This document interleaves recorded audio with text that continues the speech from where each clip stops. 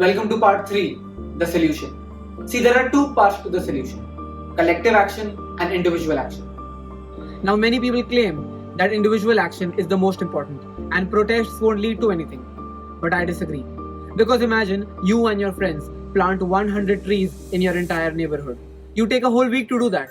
And the very next day, a random guy in the office signs a paper and the entire forest in your city gets deforested.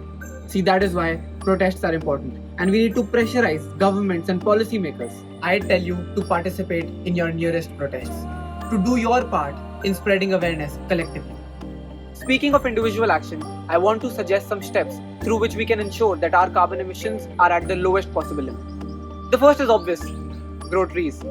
The second is obvious too, try less of private transport and more of public transport. And the third, and a very easy way to reduce our carbon emissions, is to change our diets. Now you might notice that some food items generate more carbon emissions as compared to other food items. In general, vegetarian food emits less carbon as compared to its meat counterparts. For example, eating lamb generates 40 times more carbon as compared to eating pulses. Now I can't ask you to stop eating meat because I know that is very less likely to happen. But I can ask you to be conscious of what you eat. Maybe eat it less frequently or prefer other meats as compared to these three meats. Changing your diet can reduce carbon emissions by up to 15%. I want every individual who sees this series to take action, to take that extra step, but to also take that extra step internally, to look into ourselves. Yes, we can change laws, we can do this and that on the outside. That is all great and necessary. But we need to focus on the root, and the root is the people, and the root of the person is the human heart.